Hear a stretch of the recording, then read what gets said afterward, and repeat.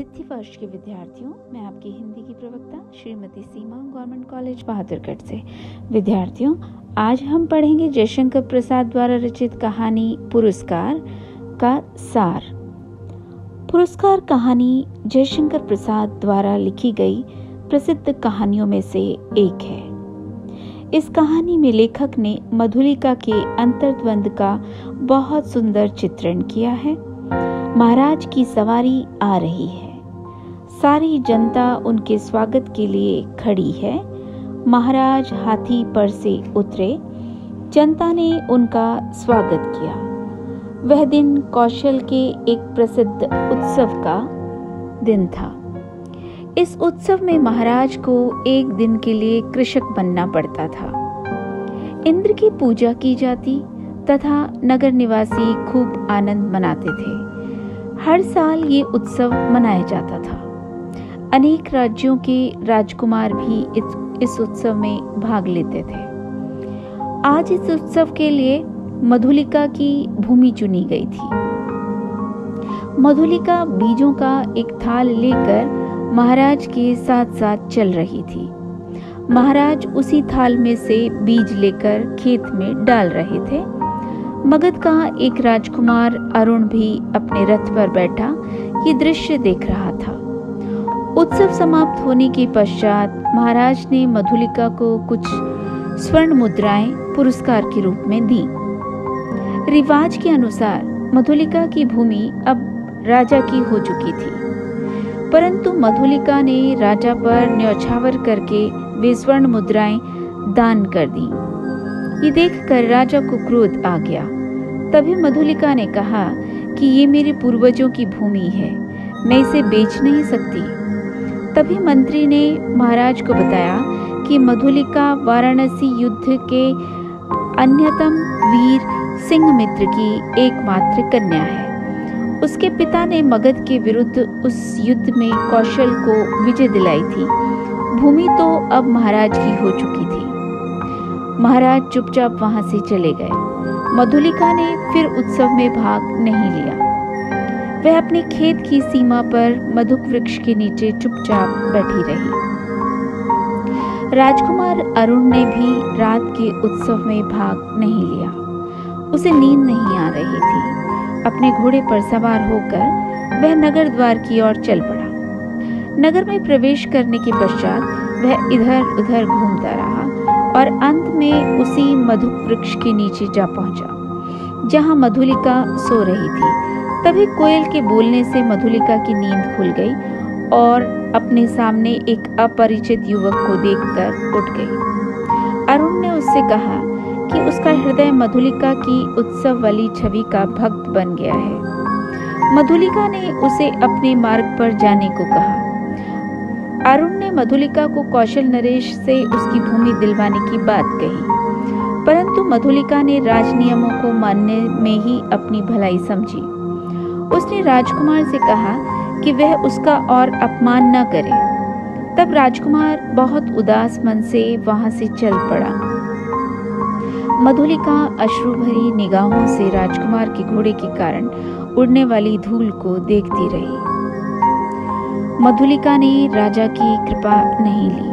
वह दूसरे लोगों के खेतों पर काम करती और जो रूखा सूखा मिलता वह खा लेती। मधुलिका का आश्रय मधुक वृक्ष के नीचे बनी छोटी सी पर्णकुटीर थी। इसी तरह बहुत समय व्यतीत हो गया। एक बार बरसात के मौसम में मधुलिका की पर्णकुटी में से पानी टपक रहा था। वह ठंड से ठिठुर कर एक कोने में बैठी थी। आज उसे राजकुमार अरुण द्वारा उसी मधुक वृक्ष के नीचे कही गई बातें याद आ रही थी। आज मधुलिका अपने उस बीते हुए क्षण को लौटा लेना चाहती थी। दरिद्रता के कारण वह बहुत दुखी थी। मगध के महल की कल्पना उसके मन में उठने लगी। तभी वर्षा ने भयानक रूप धारण कर लिया। मधुलिका अपनी झोपड़ी के लिए चिंतित थी कि तभी बाहर से किसी ने आवाज लगाई कि उसे वहां आश्रय चाहिए। मधुलिका ने द्वार खोला तो उसके सामने राजकुमार अरुण खड़ा था। वह आश्चर्यचकित रह गई। मधुलिका को अरुण ने बताया कि वह मगध देश का विद्रोही निर्वासित होकर कौशल में जीविका खोजने आया है। मधुलिका ने अपनी झोपड़ी में उसका स्वागत किया।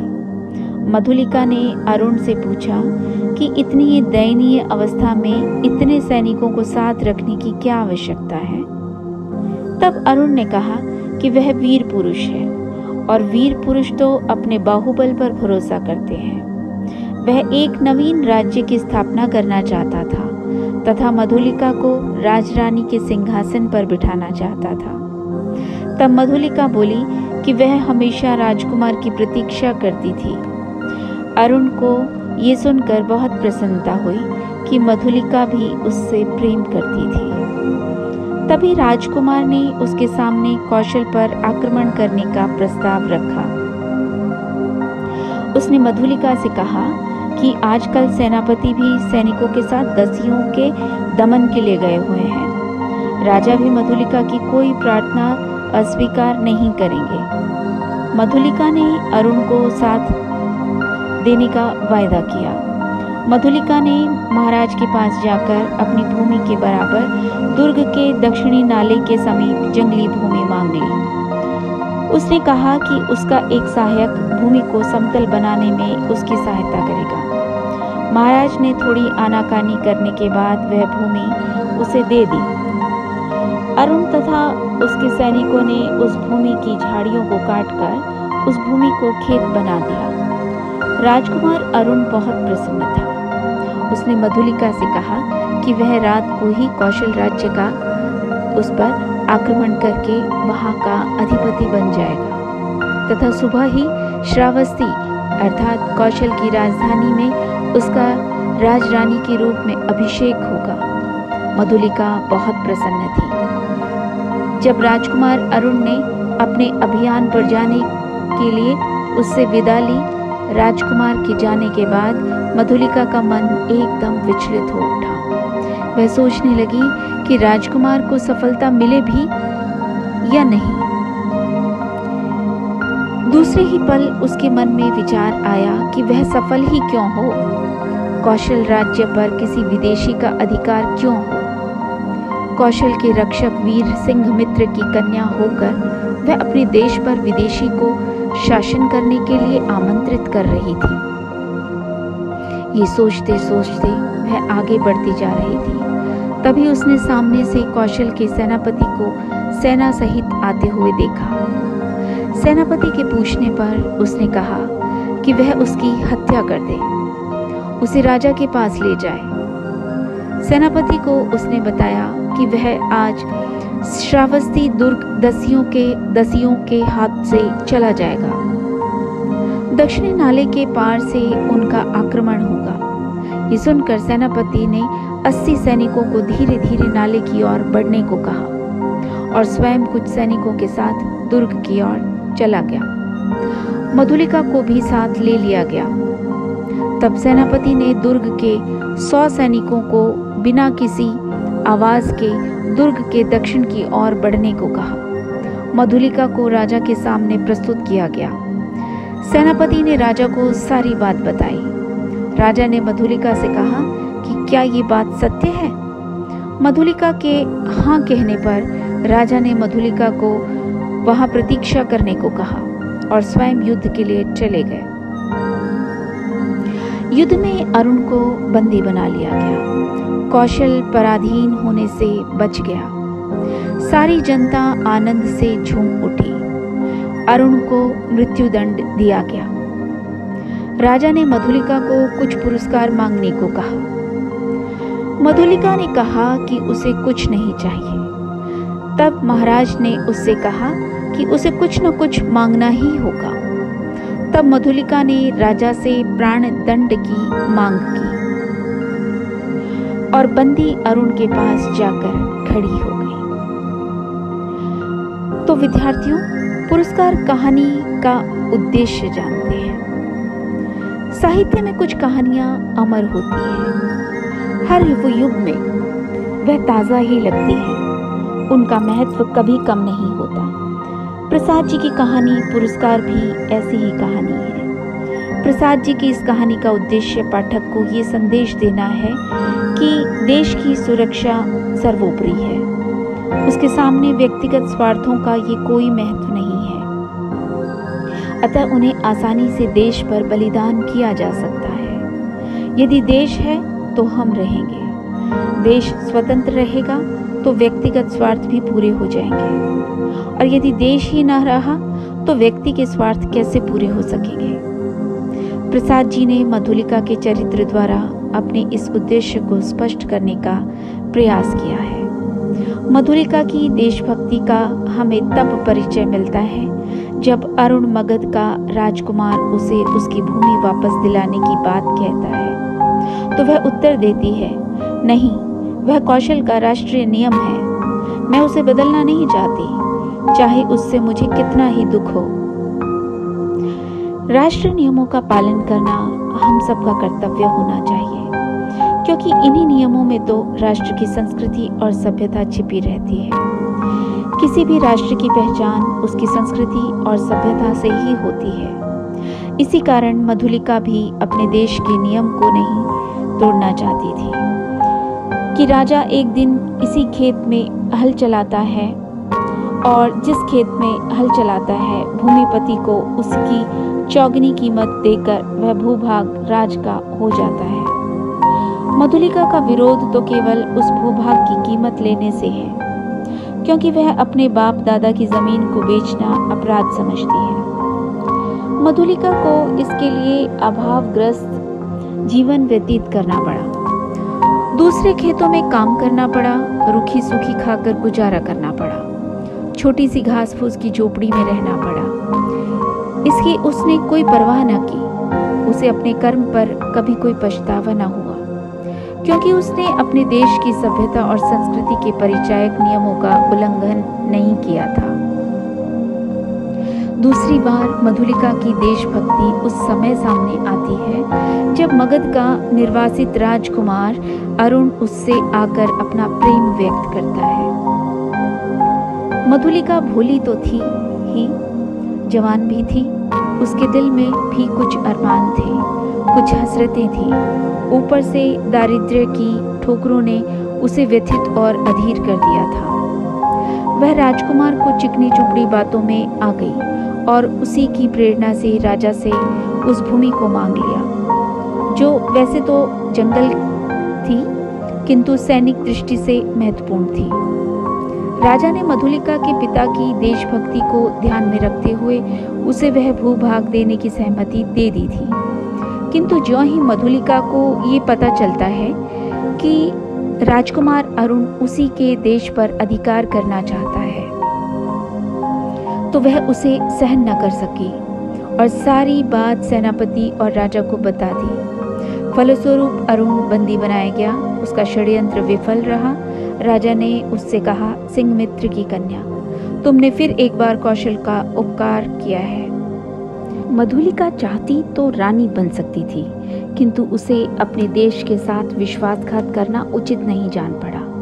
उसके लिए उसका प्रेम बड़ा न था, उसके देश की सुरक्षा स्वतंत्रता बड़ी थी। देश रक्षा सर्वोपरि थी, वो हो गई।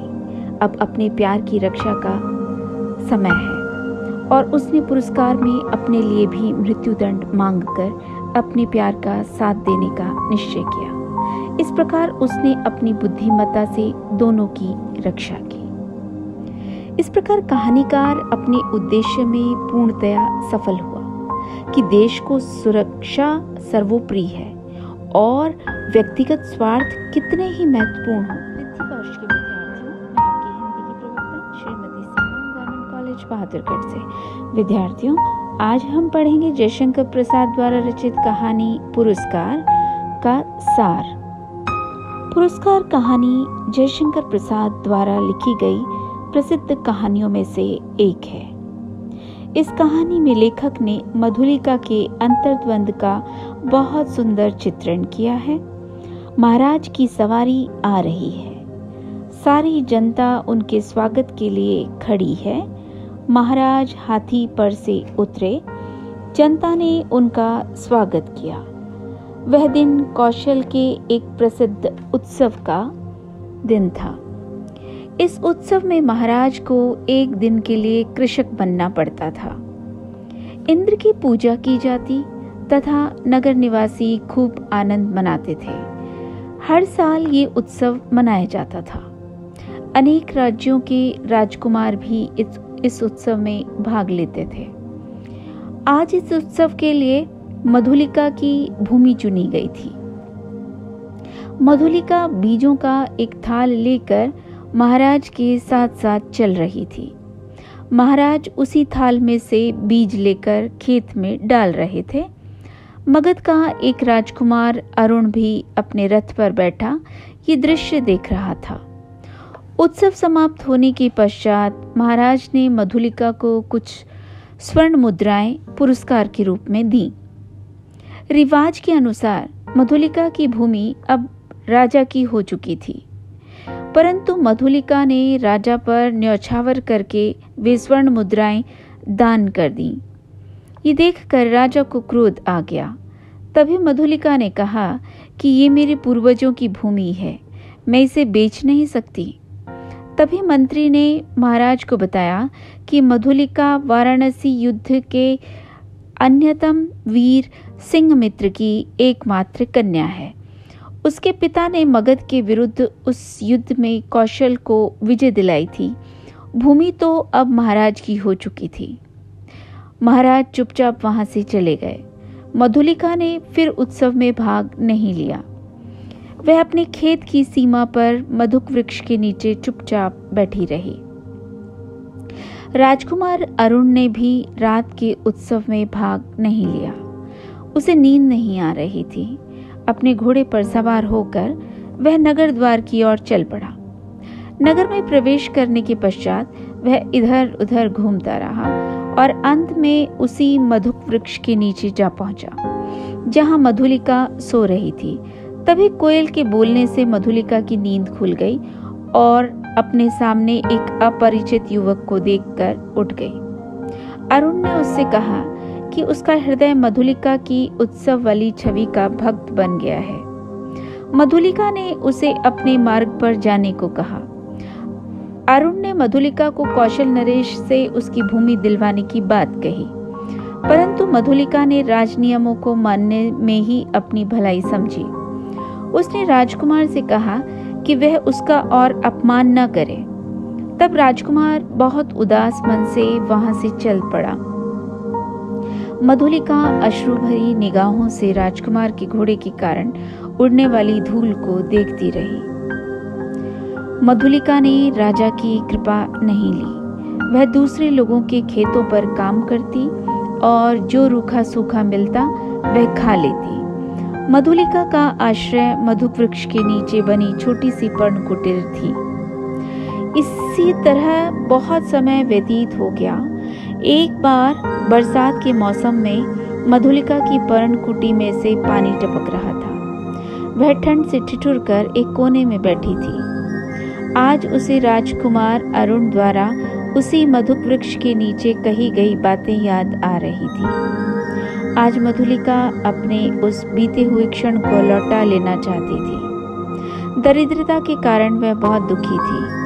मगध के महल की कल्पना उसके मन में उठने लगी। तभी वर्षा ने भयानक रूप धारण कर लिया।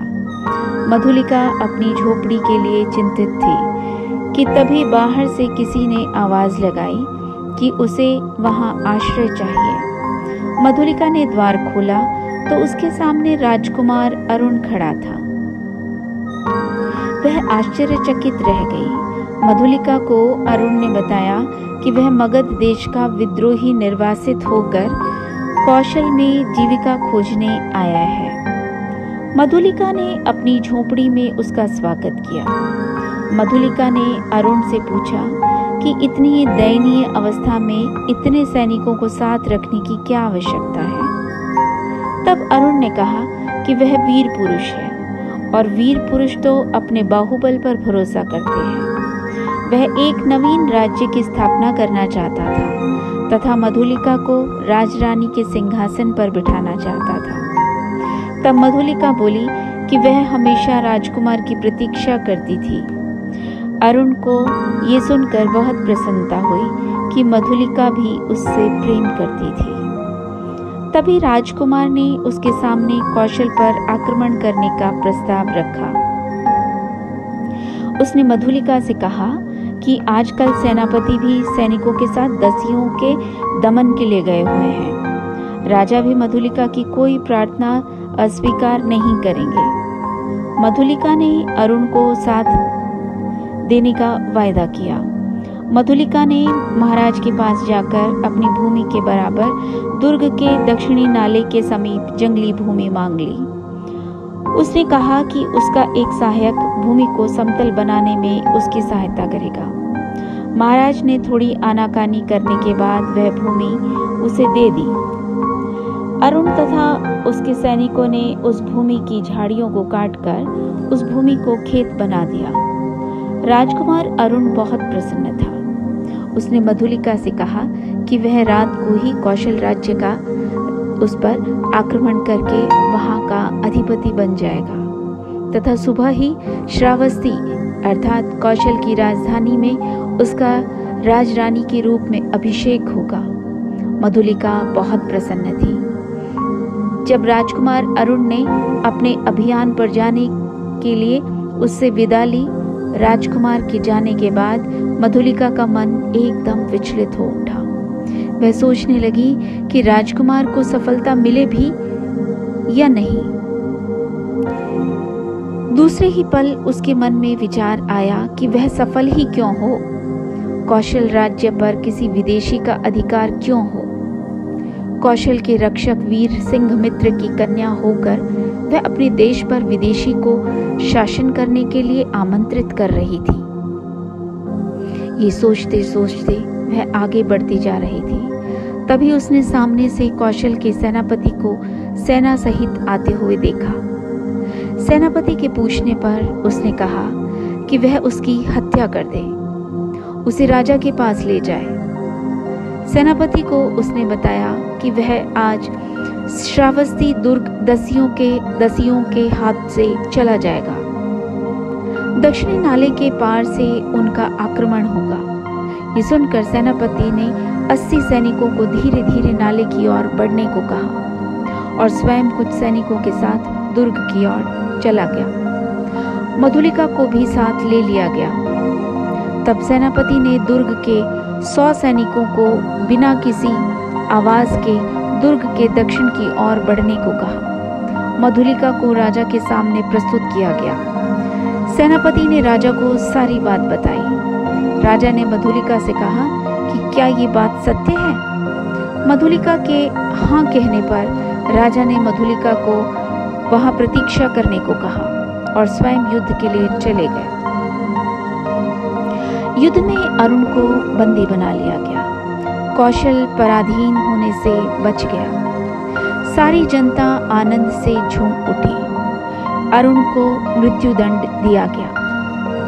राजा ने मधुलिका को कुछ पुरस्कार मांगने को कहा। मधुलिका ने कहा कि उसे कुछ नहीं चाहिए। तब महाराज ने उससे कहा कि उसे कुछ न कुछ मांगना ही होगा। तब मधुलिका ने राजा से प्राण दंड की मांग की और बंदी अरुण के पास जाकर खड़ी हो गई। तो विद्यार्थियों, पुरस्कार कहानी का उद्देश्य जानते हैं। साहित्य में कुछ कहानियां अमर होती हैं। हर वो युग में वह ताजा ही लगती है। उनका महत्व कभी कम नहीं होता। प्रसाद जी की कहानी पुरस्कार भी ऐसी ही कहानी है। प्रसाद जी की इस कहानी का उद्देश्य पाठक को ये संदेश देना है कि देश की सुरक्षा सर्वोपरि है। उसके सामने व्यक्तिगत स्वार्थों का ये कोई महत्व नहीं है। अतः उन्हें आसानी से देश पर बलिदान किया जा सकता है। यदि देश है तो हम रहेंगे। देश स्वतंत्र रहेगा तो व्यक्तिगत स्वार्थ भी पूरे हो जाएंगे। और यदि देश ही न रहा तो व्यक्ति के स्वार्थ कैसे पूरे हो सकेंगे। प्रसाद जी ने मधुलिका के चरित्र द्वारा अपने इस उद्देश्य को स्पष्ट करने का प्रयास किया है। मधुलिका की देशभक्ति का हमें तब परिचय मिलता है जब अरुण मगध का राजकुमार उसे उसकी भूमि वापस दिलाने की बात कहता है तो वह उत्तर देती है, नहीं, वह कौशल का राष्ट्रीय नियम है। मैं उसे बदलना नहीं चाहती, चाहे उससे मुझे कितना ही दुख हो। राष्ट्र नियमों का पालन करना हम सबका कर्तव्य होना चाहिए, क्योंकि इन्हीं नियमों में तो राष्ट्र की संस्कृति और सभ्यता छिपी रहती है। किसी भी राष्ट्र की पहचान उसकी संस्कृति और सभ्यता से ही होती है।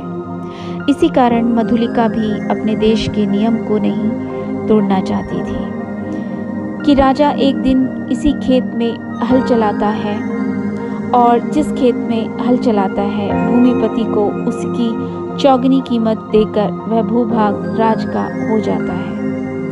मधुलिका का विरोध तो केवल उस भूभाग की कीमत लेने से है, क्योंकि वह अपने बाप दादा की जमीन को बेचना अपराध समझती है।